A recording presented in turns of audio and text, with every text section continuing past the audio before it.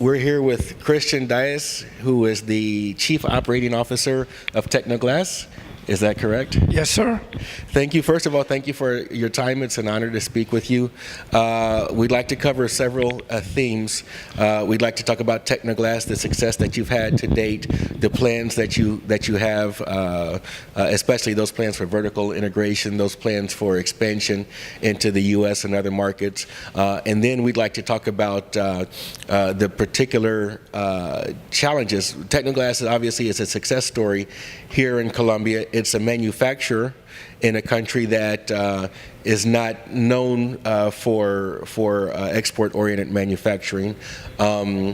And an exporter, you guys, I believe, have taken advantage of the free trade agreement with the United States. And then you also have expanded already into the United States. You're a publicly traded company. You're on NASDAQ, I believe, and the BVC also? Yes. Great. And then we'd also like to talk about the particular challenges that Colombian companies have had when it comes to growing internationally, to becoming not just multi-Latinas, but also true multinational companies. Yes. So if we could start, tell me if you could just give us a recap of Tecnoglass. We're here in Barranquilla, the largest city on the Atlantic coast of Colombia. How did Tecnoglass get started? Tell me about how you guys have grown to where you are now. We began in 1984 with a solar water heater panel company making solar water heaters.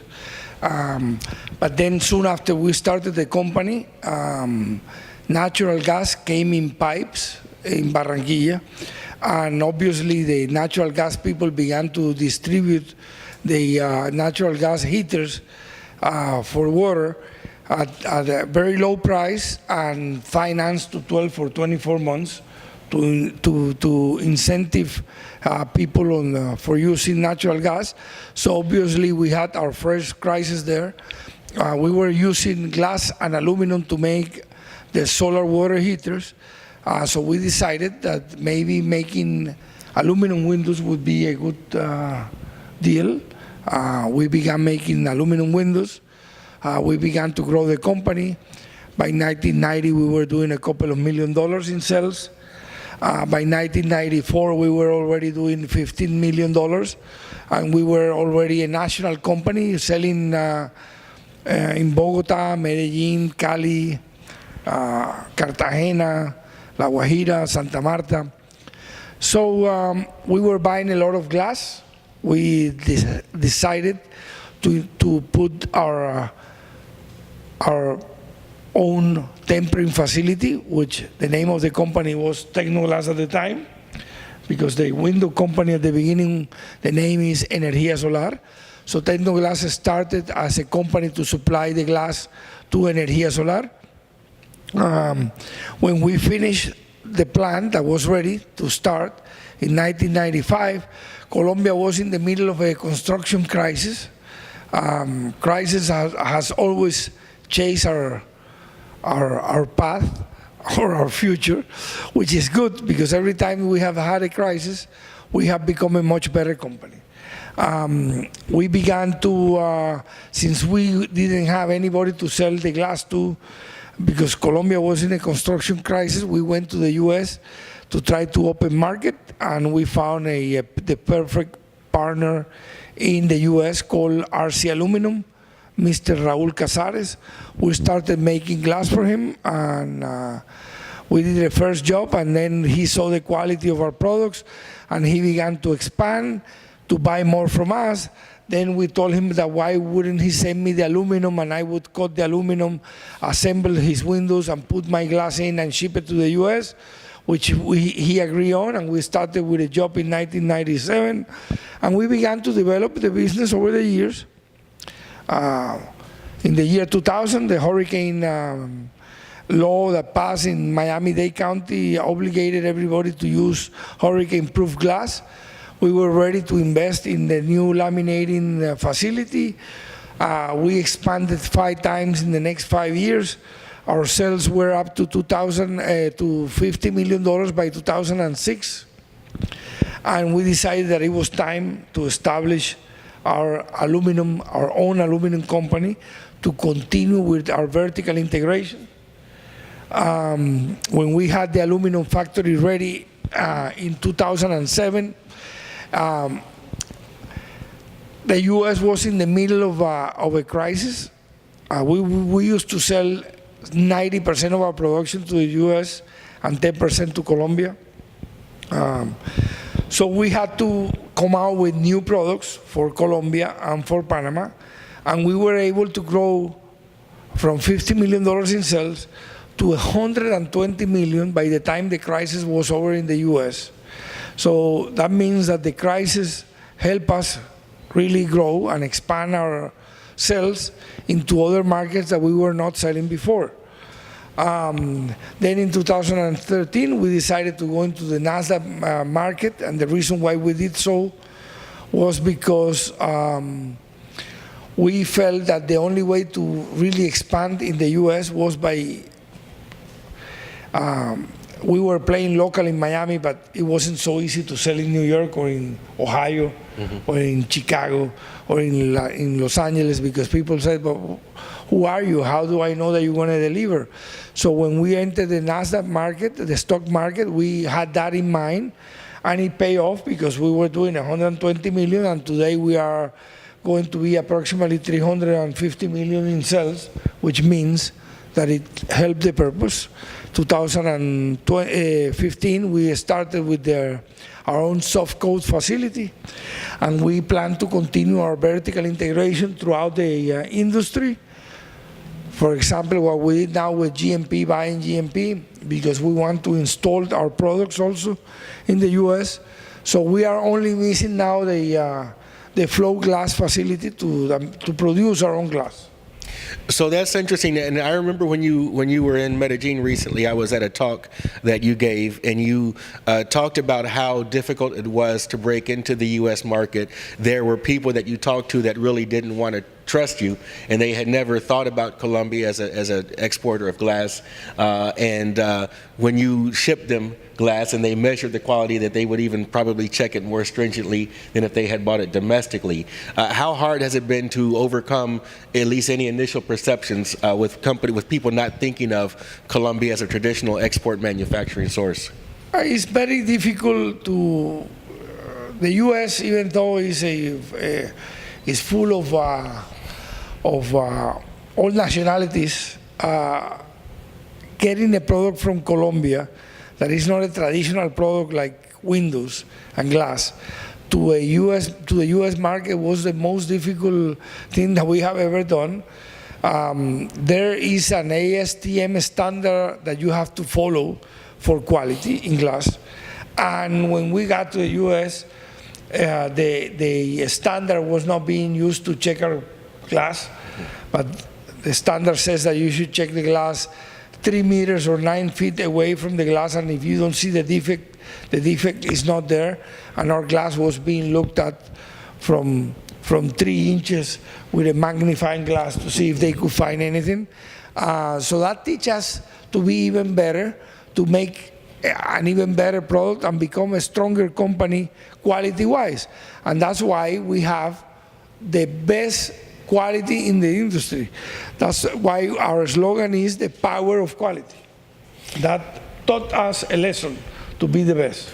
Your glass is now, you've gone from that to now, we followed Tecnoglass for some time, and your glass is used in some very marquee properties, airports, high-rise hotels, universities, not just in the U.S., here in Colombia, but even in Panama and other countries. How do you see the potential for growth? Obviously, the U.S. is a wide open market for you, but then in other countries, whether those are nearshore countries here in the Americas or the Caribbean, or even across the ocean, is there potential there, or is there so much of a market opportunity here still to be exploited? No, definitely the U.S. is such a big country and a powerful buyer that we still have a lot of growth to do in the U.S. The market for windows in the U.S. is over $30 billion. and we are hardly making $200 and some million in sales. So that means there is still a long way for us to go. But we are also looking into many other markets. Even Colombia continues to be a very strong market for us. Panama, Bolivia, Ecuador, Argentina, Chile, and we want Barranquilla to be known in the future as the capital of the window for the world. Whenever anybody thinks about a window or a piece of glass, that they have Barranquilla in mind. And that's what we're trying to build here. Now that you are here, you can see the magnitude of the facility that we have in Colombia. This is 90 acres of land. This is 3 million square feet of factory. I was impressed. We got in yesterday, and to orient ourselves, we kind of drove around, and I knew that you had a substantial manufacturing facility, but I must admit it was far bigger. When I realized, I thought this was one part of an industrial park, and they said, no, all of that's Tecnoglass, and I was really amazed. I didn't realize that you had such a substantial facility. Now, speaking of that, we're here in Barranquilla. Usually when people outside of Colombia hear Colombia, they think of Bogota, and they think of Medellin, and they might know Barranquilla or they might think of Cartagena for tourism. Barranquilla is a large port city. I don't know, even though there's a lot of domestic manufacturing here, it's interesting that you guys have staked your claim here in Barranquilla. What are the particular, obviously besides being a major port city, what are the advantages of this particular city on Colombia's Atlantic coast? Barranquilla, the best thing about Barranquilla is not only that it's positioned in a strategic place, because obviously being less than 3 days away by boat from Miami, or 5 days from Houston, or 10 days from LA, or 7 days from New York, that's a very powerful place to be when you want to export, especially to the US market. But at the end is the people in Barranquilla. People in Barranquilla are different. They are relaxed, happy, hardworking, smart, and they learn quick anything. So getting into this type of business that you don't learn in the university, because for finance you can go to university and learn how to work the finance side, or the accounting, or the administrative issues, or the calculation, civil engineer. But to make windows, there is not a university. This is something that you teach from one person that knows to the next one. And Barranquilla has proven to be the perfect place to be, because the environment where we work is a happy environment. One of the things that surprises most of the visitors when they come over from the US is that people are so young, people are so happy at work, and people can deliver what they promise that they can do. It was obvious, even the driver who picked us up, it was clear that he loved Tecnoglass and he loved working for the company. And you would think that maybe you should move him into the PR department, because from the minute he got us, all he did was tell us about how wonderful a company Tecnoglass was. And one of the things that we've seen here, why do you think that it is that Barranquilla, they seem to have, I've been here to the city only a few times, but it seems to have a very good infrastructure, very good roads as far as capacity compared to even other cities in Colombia. Why is it that Barranquilla's message has not gotten out as much? Why is it that Barranquilla doesn't have maybe the fame that some of the other large cities in Colombia has? Well, because we were for many years behind in many things, but lately we have had 4 mayors in a row that have been very good to Barranquilla, and that have really turned around Barranquilla. Barranquilla, if you talk to anybody, they would, in Colombia, they would tell you that Barranquilla within the next 10 years will be within the first 2 or first 3 of Colombia. And why? It's because we are getting back to our track. Barranquilla Barranquilla's nickname is the Golden Door of Colombia. Why was it called Barranquilla the Golden Door of Colombia? Because everything came through Barranquilla. When the Wright brothers began to fly in North Carolina in 1912, the first plane landed in Barranquilla. The first mail, in the air mail, was in Barranquilla. The soccer came in through Barranquilla. The radio stations came in through Barranquilla. Traffic light system through Barranquilla. The first Olympic Stadium in Barranquilla. The first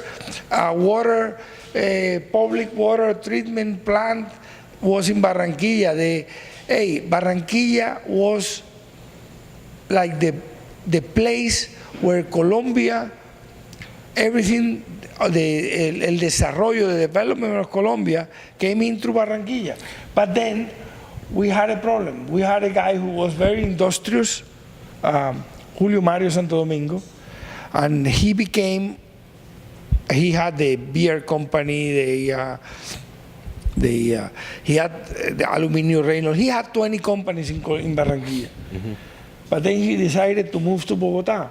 Not the companies, but he began moving his people to Bogota, and then he sold the companies and he moved to New York. And Barranquilla got used to being, people in Barranquilla got used to being employees and not to be entrepreneurs, right? To do companies. And then we lost like 20 or 30 years of that. And then when people realized that we were falling behind, we began to like come back. And Tecnoglass is an example of Barranquilla, what we are capable of doing. And we would love for Barranquilla to be more industrious, to have more industry. We are trying to be more, and I'm saying we because I feel like if I were the mayor of Barranquilla, I want the city to do better. And I always talk to the mayor and to the governor of Atlantico because I want them to approach companies and tell them that Barranquilla is the place to be. It's interesting. You answered a question that I always had when I land at the airport in Barranquilla, and it said the cradle of Colombian aviation. And I said, why is that? And now you just told me why, so I learned some history there. But also, and that's interesting, the Puerta de Oro, I never knew why it was called that. Yesterday we went by the new Malecón that they're building, and it's very interesting. There's some very impressive public works going on. Like you said, it does seem that the government, the department government and the municipal government have some big works that are not just planned but actually being executed, and that's impressive. And talking to you and earlier talking to your brother, it's clear that you have a social investment in the well-being of this region, and that you've staked your claim, and that it's important to you that this region does well.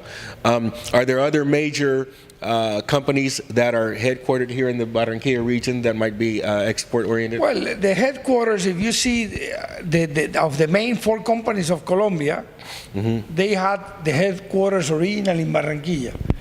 In Colombia, there is a law that where the company was born mm-hmm. is where they have to do the annual meeting for stockholders. Right. So, for example, Avianca's mm-hmm. meeting is in Barranquilla. I didn't know that. Because Avianca started in Barranquilla. Argos, which is a company that people recognize as being a Medellin company, right, was started in Barranquilla, and the meeting is in Barranquilla. And like that, you have many other companies that they are not any longer in Barranquilla, but they have to come and have the meetings in Barranquilla because this was the starting point. I mean, it's where the Magdalena River, which is as big as the Mississippi. Right. I mean, we have the second largest river in the continent. Mm-hmm. And then we meet the ocean, the Caribbean Ocean, and Barranquilla is right there. The first deep port of Colombia was in Barranquilla. When my grandfather came from Palestine, mm-hmm. he landed in Barranquilla because they didn't know where they were going to land. They took a boat to America, and the boat would stop in Chile or in Peru or in Colombia or anywhere. They landed in Barranquilla. And many other things, they took place in Barranquilla. The problem is, we had such a success that for some time, everybody studied to be an employee of Julio Mario Santo Domingo. Grupo Santo Domingo. Which there is nothing better than, I wish one day we could even be similar like Julio Mario. I'm not criticizing Julio Mario, on the contrary.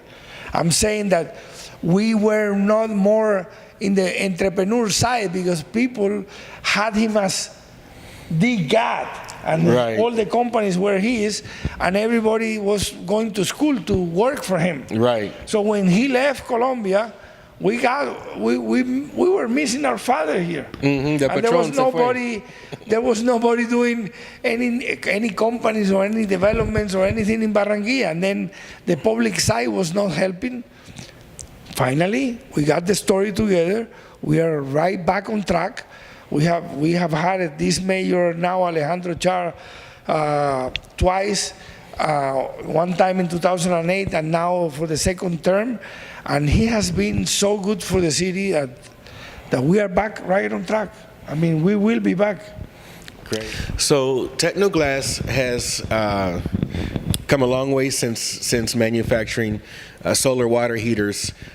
You've made some acquisitions in the United States. Can you tell us about your purchases? I believe you have a presence in Miami now.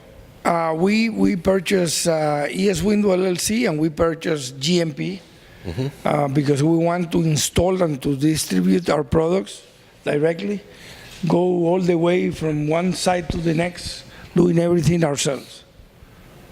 And so that's a facility that you purchased, and you purchased, because I remember you purchased a large facility there in Miami, I think for import and distribution, but you've also purchased a services company that is an installer of what, windows and glass? Yes, because the warehouse that we purchased from Glasswall back 3-4 years ago, it was to have a place where we could have our main customers that at the time were ES Window LLC and GMP, to have them in one place so they could be able to unload containers if they had to, or fabricate, like GMP was fabricating railings in Miami. And we bought these two companies now to integrate them and to make sure that we have a more efficient operation and that we can go from 0 to 100 with customers. So speaking of that vertical integration, of being able to offer everything from manufacturing to installation, where are you here? I know that beyond glass, you also have an aluminum fabrication factory. You manufacturing aluminum. I would imagine the frames for the glass, but you could describe that better. And then you have plans for even increased vertical integration. What about going to manufacturing from the silica itself up to the glass? That's our dream. One day we will be doing the melting the sand and making glass. We will get there. It's not easy. We began we were a garage company in a small country. We have come a long way. There is still a lot more to do, and we are on the right track to do it. But we like to be taking steps that sound to be very aggressive, but they are very conservative.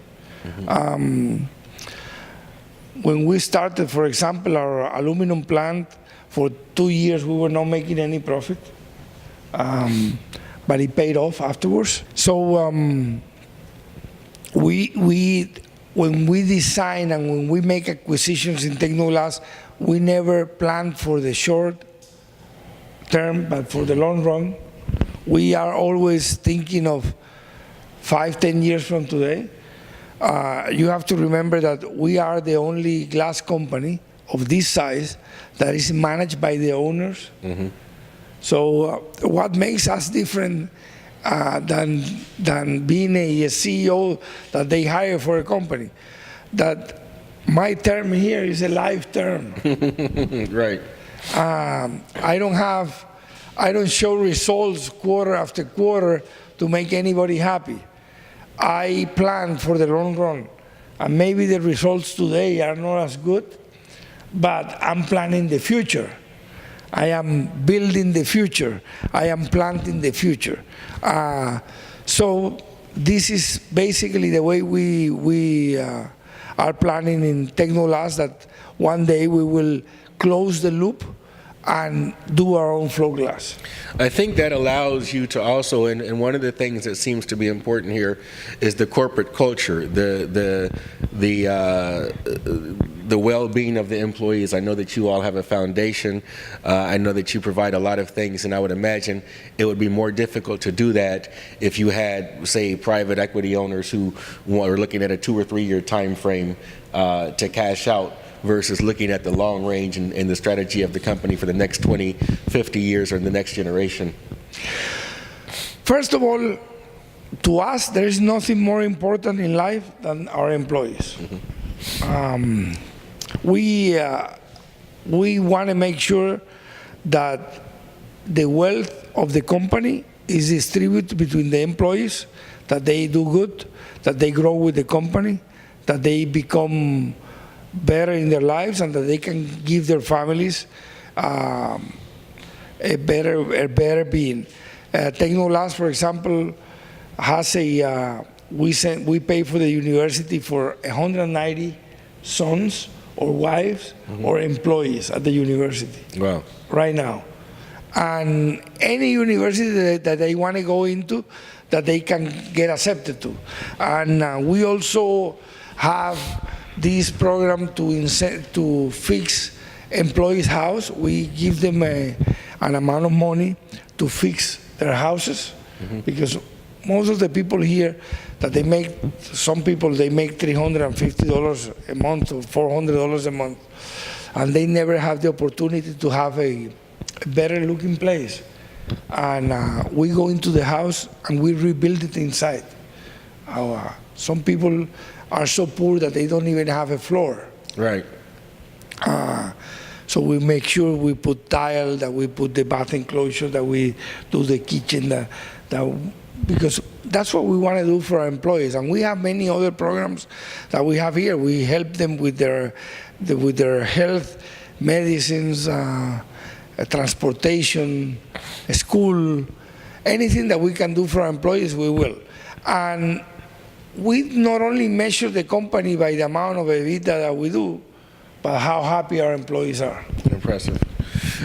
Tecnoglass, as an exporter and an exporter to the United States, surely has experience with the free trade agreement that Colombia and the United States have had now for some time. Colombia as a whole has not exported as much to the United States as many people hoped it would when the free trade agreement came into effect. What do you think the reasons for that are? What are the things that hold Colombia back from fully taking advantage of accessing the U.S. market? This is bad to say, but it's the truth. The free trade agreement benefit the U.S. because now they can sell more in Colombia than before, and they are selling more to Colombia than before. And Colombia has not taken advantage, basically because what we want to export is bocadillo, cheese, coffee, oil, coal, things that we were already doing. And I don't understand how our business people in Colombia, they don't see it, that if China exports to the U.S., I mean, the U.S. has a deficit with China for $360 billion. And we have similar wages in China than we have in Colombia. Why we couldn't set up companies in Colombia to build what China exports to the U.S., and we could export from Colombia? We are closer. We speak basically the same language. We're in the same time zone, and everything is so much easier from Colombia that it makes no sense that we are not taking better advantage of the free trade agreement. If you look, why is the Tecnoglass so successful exporting to the U.S.? We have Before the free trade agreement, we were doing $50 million in sales to the U.S., and we are now over $200 million in sales to the U.S. But why is that? Because we were able to design products for the U.S. market. We are not exporting the windows that the Colombian market buys. We are exporting the windows that the U.S. market wants to buy. And we have created, designed, and build the windows that they want to buy, and then we offer them the windows. Our prices are better, our quality is better, and that's why we have been so successful over there. If a U.S. Foreign direct investor is looking to set up operations in the near shore, in the Americas, in the Caribbean, to service the U.S., whether that be manufacturing, whether that be logistics, whether that be service exportation, why should they consider Colombia, and why should they consider Barranquilla specifically? Because of our location, because we are so close, because English is not difficult to find in Barranquilla, because of the way Colombian people behave at work, because definitely, I mean, when you live 2 hours away from Miami is closer to Barranquilla than it is to New York. Right. Miami is closer to Barranquilla than Chicago. And so then it makes a lot of sense in a country like Colombia, where you find cheap labor, quality labor, good manners, a democratic country. We are the oldest democracy in the Americas. I mean, it makes a lot of sense to establish yourself in Barranquilla. Great. Thank you for your time. Oh, thank you.